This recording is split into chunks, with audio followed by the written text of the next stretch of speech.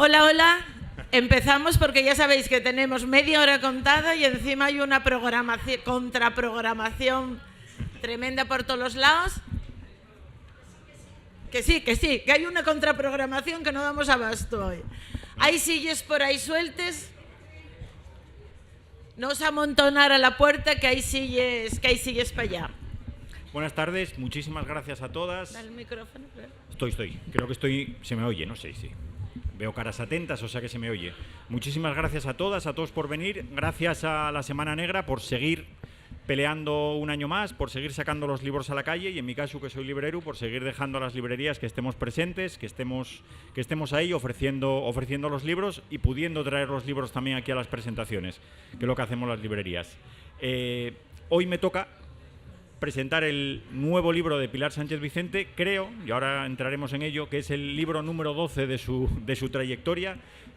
Conocéis perfectamente a Pilar, si no hablamos un poco de ella. Miráis la Wikipedia, que no tenemos tiempo. Si no me conocéis, entráis en internet, que allí está todo. Ahí está todo, pero hay dos líneas muy claras, que es la novela histórica, la novela policíaca. Esa novela policíaca está haciendo con Orfeus, y en novela histórica yo creo que Pilar está ahí.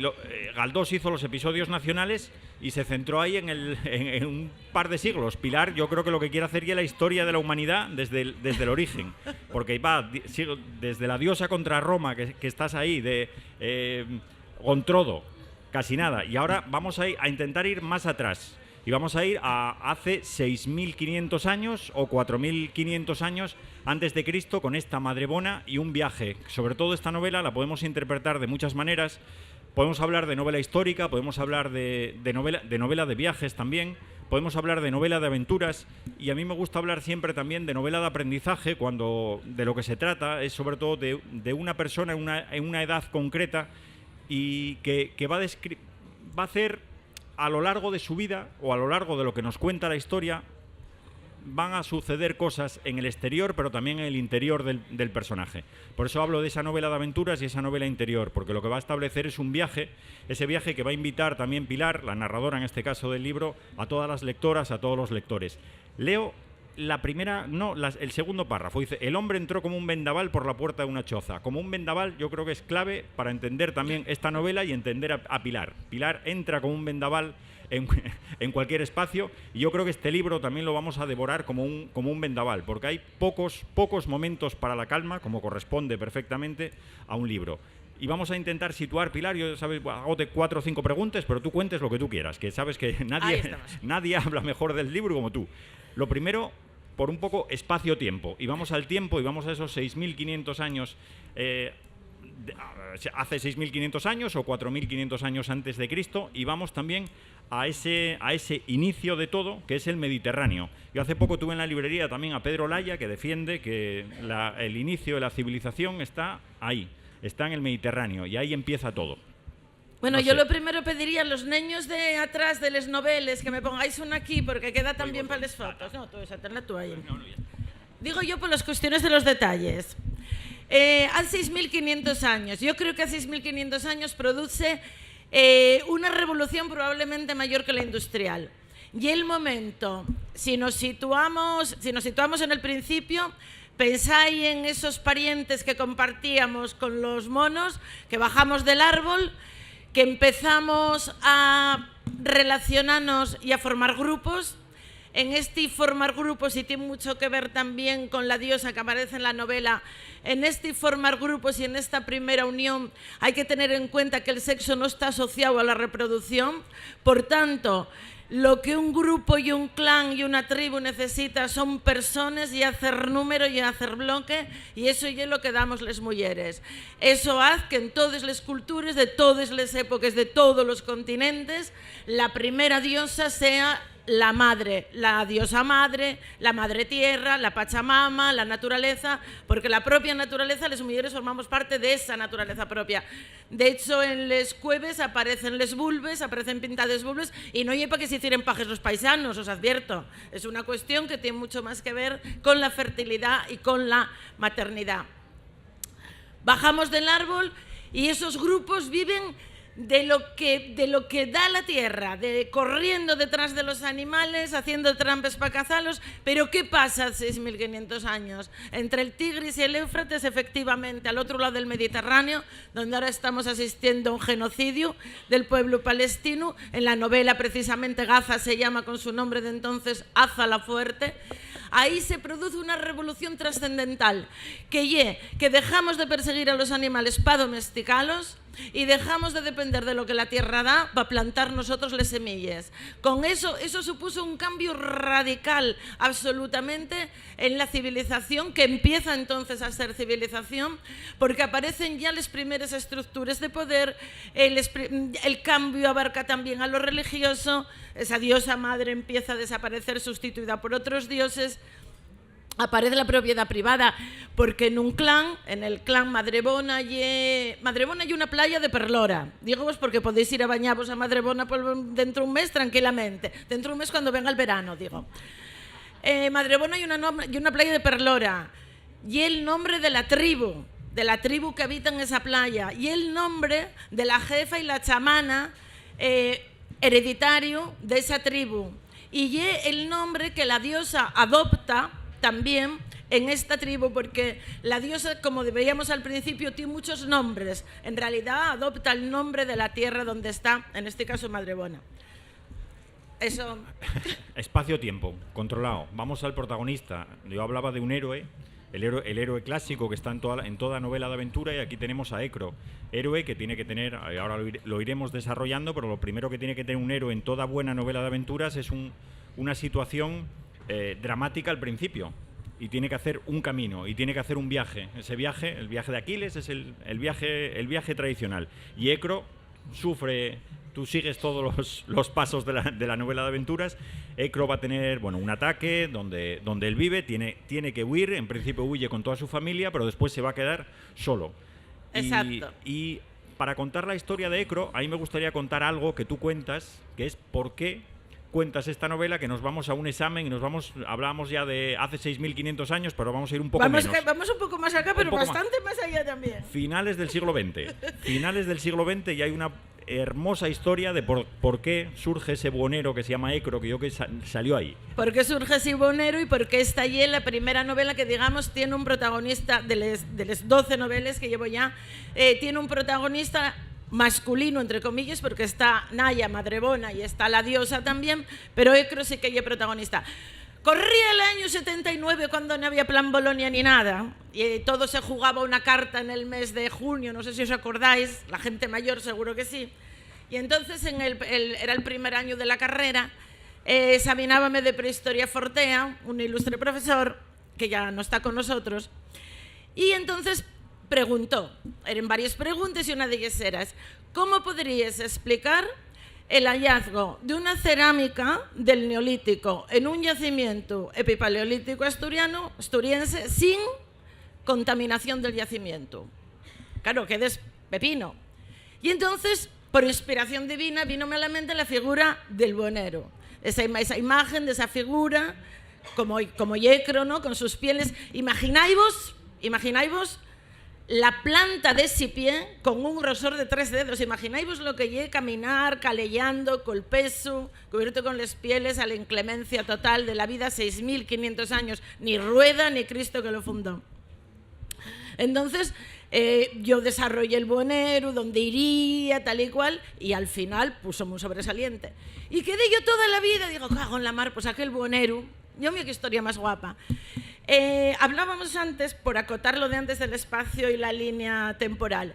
Esto, cuando aparece el Neolítico y hablamos de la revolución neolítica, que ya está de los asentamientos ya y las primeras ciudades, los primeros pueblos, esa forma de asentarse en las poblaciones, la historia no sigue esa imagen lineal que nos pintan en los libros, ¿no?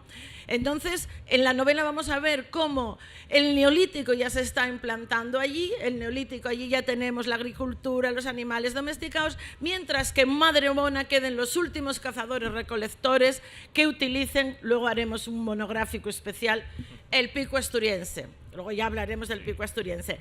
En cuanto a Ecro, por dejar cerrados los temas, Ecro, efectivamente, el guaje sal, en su isla, en Creta, en Cretis, hay un mapa que os podéis guiar lleno de unas ilustraciones preciosas del Catesby antiguos, y hay también un nomenclator para que aquí se puede seguir un mapa muy guapo y un nomenclator de ciudades, porque procuré poner los nombres de lo que serían en su día, como serían conocidas, ¿no?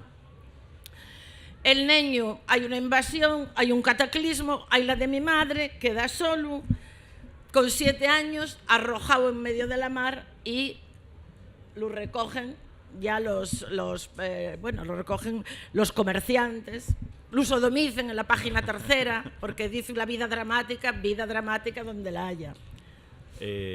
Lo más normal es que no hubiera existido nunca esta novela, porque lo más normal es que este rapacín, que Ecro, hubiera muerto, porque sobrevivir ya es toda una odisea. Sin embargo, sobrevivir es una odisea, pero sobreviven, estamos aquí. Claro, sobrevive. Seguimos con ese viaje del héroe, y aquí el mar o el agua, el elemento agua, va a jugar un papel muy importante también, porque yo creo que toda la novela fluye en agua. Vamos a atravesar el Mediterráneo, vamos a llegar a esas Pitiusas, vamos a llegar a Ibiza. Vamos a cruzar que en Ibiza, por cierto, se produce, yo no sé si momentos de calma en la novela, porque la novela digo que es trepidante, pero llegas a Ibiza y yo no sé si es que allí vamos a parar un poco, que ya Ibiza. Bueno, porque en Ibiza para mí hay una de las escenas más guapas, que siempre ya muy poco comentada, pero el encuentro y la relación de Ecro con los delfines, que cuando lo leáis diréis, ay, fíjate cómo lo inventó. Bueno, pues que sepáis que no. Entráis en YouTube, porque fue donde yo me inspiré.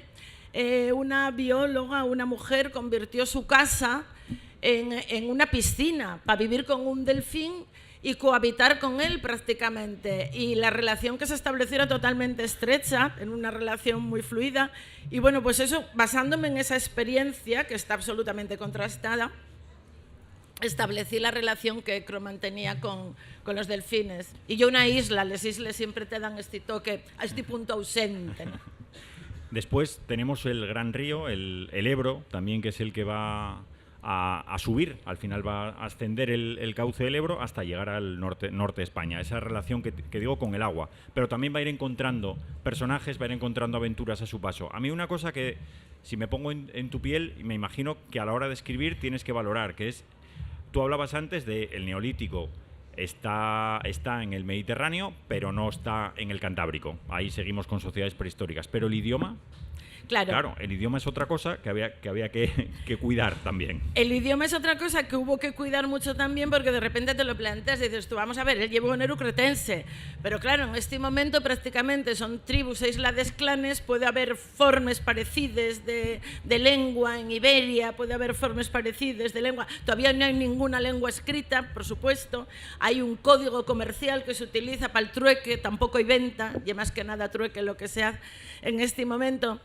Entonces la lengua es muy guapa, porque claro, él tiene que aprender lenguas, tiene que utilizar intérpretes y tiene que relacionar... ¿No ves? Les que somos toches con las lenguas, como yo, cuando viajamos, yo siempre digo, no, pero si yo luego desenvuélvome bien, porque tú en realidad con señas y con buena cara vas al fin del mundo. Y al fin y al cabo, el que lleva un euro para cambiar y mercar tampoco tiene, ¿no? Más especial fue la relación con la niña, con Chaca. Chaca es una niña que se encuentra precisamente perseguida totalmente por la tribu, y una niña maldita, porque es una niña que es muda, por lo tanto está privada de palabras y de sonidos. La madre había la tenido encerrada, cuando la descubren achaquen y todos los males y persiguen para matarla. Ecro se encuentra con ella. Yo creo que relaciona su pasado, también su vida, y la recoge, y harán todo el resto del camino juntos. Y un personaje muy guapo, yo creo que quedó muy guapo. Y llegamos ya a ese norte de España, y ahí hablamos de las minas también, porque claro, aquí lo que hay, sobre todo ya azabache. Tenemos azabache, y luego daros cuenta que estamos en el Calcolítico, estamos en la edad del cobre, y en Asturias tenemos las minas del Tesieu y las minas del Milagro, unas en Onís y otras en el Aramo, y en ese momento se produce una explotación, también que lo de las minas ya es tremendo, porque si vais al Museo Arqueológico veis allí los cadáveres y los huesos se convierten en verde, los obreros que están trabajando, porque están furando por la tierra, acaban teniendo la osamenta verde, muriendo muriendo también en cantidades enormes. Entonces, para que nos situemos, allí teníamos las grandes civilizaciones, Tiro son los comerciantes, y Canaán, lo que luego serán los fenicios. Y en Hispania tenemos Tartesos, que es lo más homologable a la civilización. Tartesos, que es algo en aquel momento muy desarrollado. Pero a medida que va subiendo, esa civilización, digamos, queda como sigue siendo más primigenia hasta llegar al norte. En el norte donde está Madrebona. Y en el norte vamos a vivir algo. Yo, si no conocéis el Monte Areo, os recomiendo que lo vayáis a ver. Como todo en Asturias hay que poner mucha imaginación, pero bueno, ahí hay un dolmen, puedes verlo. Y este es el momento en que se está narrando cuando las culturas... ¿Hablo ya del pico asturiense? Hablo ya del pico asturiense. A ver, yo voy a declararme superfan del pico asturiense, lo primero, porque siguiendo aquel rollo que os decía evolutivo de que bajen del árbol, que patachín, que patachán, lo primero que hacen es coger piedros. Y la evolución de toda la industria paleolítica, de toda la industria lítica de la piedra a lo largo de la prehistoria, y de piedros grandes, piedros más pequeños, más precisos, raederes para la piel, punzones, agujes, azagalles, van pasando al hueso. Por ejemplo, los cueves de Tito Bustillo y la pintura se corresponden ya con el magdaleniense, que son filigranes en hueso, agujes, punzones, peines. Y de repente, en el 9000 a.C., los cueves son 35.000 a.C., en el 9000 a.C., además hay una historia muy guapa, porque descubrió el conde de la Vega del Sella y llamaronlo chiflao y dejaronlo en ridículo por todos los lados, porque él encontró aquellos picos en la cueva del Penicial en Llanes, encontró delante de la cueva un montón así, ahora llamámoslo concheru, que es lo que es, una montaña de residuos solidificada. Y encontró una cantidad enorme de unas piedras que eran totalmente diferentes a las del Paleolítico. Eran de cuarcita, pero la forma era más elaborada. Claro, cuando llegó la datación, efectivamente, todo el ridículo que hicieron pasar internacionalmente al conde de la Vega del Sella, diciendo que aquellas piedras tenían que ser del Paleolítico más lejano, y el que no, tenía toda la razón. Porque en el 9000 a.C., aquí, los asturianos, los que aquí vivíamos, asturianes y asturienses que vivíamos aquí en este momento, inventamos el instrumento lítico que conseguía más metros de filo por kilo de piedra que ningún otro instrumento de la historia. Tal y así que da igual que vayáis a China, que vayáis a Estados Unidos y vais a un museo, encontraréis este pico y debajo no va a traer el nombre, ni lo va a traer en latín, ni lo va a traer en chino, va a traer pico asturiense. Y a mí siempre me pareció que no le dábamos un pico importancia, porque algo como el pico asturiense, que tiene una personalidad, y sobre todo que esto rebate cuando luego decían que los castros eran romanos, ¿no? Esto es un poco la precuela de la diosa contra Roma, porque dices tú, si en el 9000 a.C. estábamos haciendo un desarrollo lítico importante, que por cierto no os conté para qué era para mariscar, y lo que allí tenían delante eran montones de marisco. A ver, que aquí lo de los oricios no nos viene, lo de que los comamos aquí sí, allí no, bien de lejos. Entonces era ilógico que la población hubiera desaparecido en el territorio hasta la llegada de los romanos. Eso no tenía ningún sentido, ¿no? Aquí estábamos y aquí seguimos a lo largo de los siglos, como siempre. Yo siempre mantengo que el mayor relato de ficción es la historia. La historia que podáis leer escrita es un verdadero relato de ficción. Y realmente la arqueología y las dataciones científicas les que devuelven la historia a su lugar, porque el resto son elucubraciones, como la que hacía el marqués de Pindal, que acertó, o los que iban en contra, que no, o tantas veces que se cometen errores adelante. No sé si respondo a tu pregunta. Totalmente. Ahí tú hablabas antes y lo comentaste, que en tus novelas normalmente el protagonista es femenina. En este caso no, tenemos un protagonista masculino. Yo creo que es lógico en la época en la que estamos que lo pongas. Ese ecro es más verosímil quizá que haya la figura del buhonero, pero sí que hay muchas mujeres importantes. Para mí me gusta mucho la figura, sobre todo narrativamente, es de la arquitectura narrativa de la Pachamama, de la Madrebona, de esas intervenciones que hace. Sí, porque la diosa... Yo quise dar voz, tiene una presencia y es tan caprichosa como cualquier otro dios, que pasó son dioses. pero me pareció, además tiene un lenguaje profético, está absolutamente inspirada en las tragedias de Sófocles y de Esquilo, pero tenéis que tener en cuenta, claro, cuando mucha gente, cuando nos retrotraemos atrás, lo primero que nos viene a la cabeza como más antiguo son los mitos griegos, son las leyendas y los mitos griegos, pero ya que las leyendas y los mitos griegos son de hace 2 días, son del 800, del 900, del 1000, y aquí estamos en el 6500.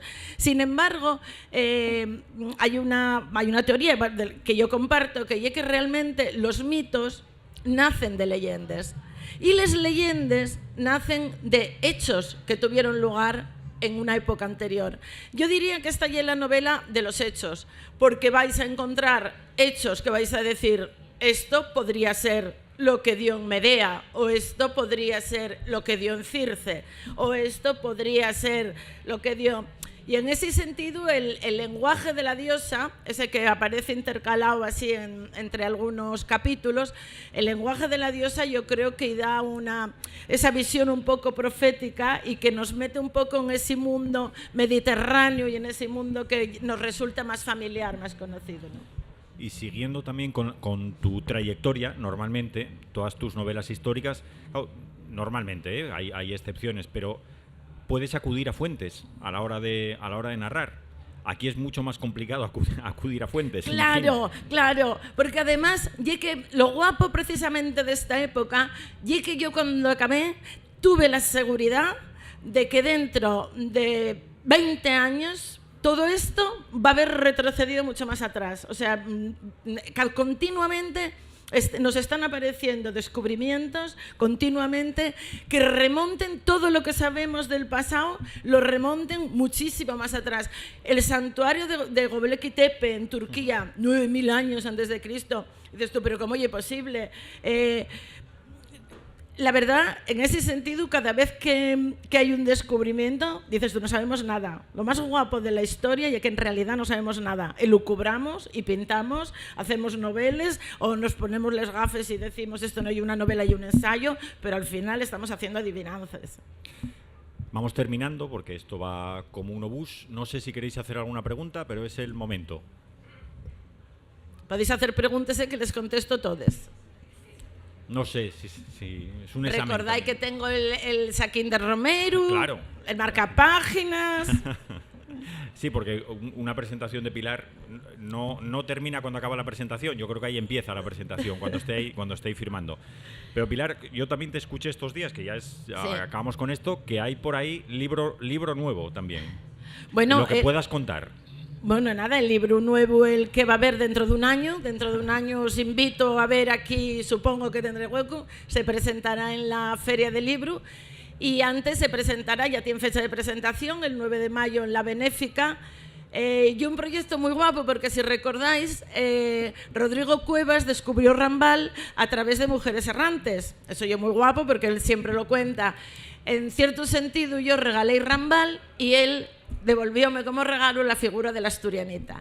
Y la asturianita y un personaje, la asturianita, la artista que no tiene brazos ni los necesita, Regina García López, y una mujer del occidente, una mujer de Luarca, y sin brazos por un accidente. Y lo guapo de esa historia y que cuando me puse con ella pensando que iba a ser un biopic o algo así, me encontré con esas cosas que tiene la vida, con que existía otra Regina, también apellidada García, gallega, nacida el mismo día, del mismo año, y cuyas vidas se entrecrucen con unas consecuencias, eso sí que ya dramáticas, y lo fuerte de todo ya que ya es realidad. Ahí va a haber ficción la justa para lo que ya es reconstruir. Pero bueno, más guapa de todas yo creo la que estoy escribiendo ahora, esa no os puedo decir nada, que la otra ya está en imprenta, además de un proyecto de Orfeus Ediciones Clandestinas, va a salir con todo lujo de fotografías recompuestas con inteligencia artificial, y con Rodrigo lo que hice fue todo el trabajo de documentación, hablamos con la familia, recogimos cartas, recogimos papeles, la labor de investigación en ese caso, claro, y muy cercana, ¿no? Y una época muy cercana porque nació en 1898. Entonces tienes eso. Pues muchísimas gracias a todas, muchísimas gracias y y Pilar va a estar ahora firmando y lo que decía, aquí empieza y esto es un vendaval, o sea que a seguir con el vendaval. Gracias. Gracias.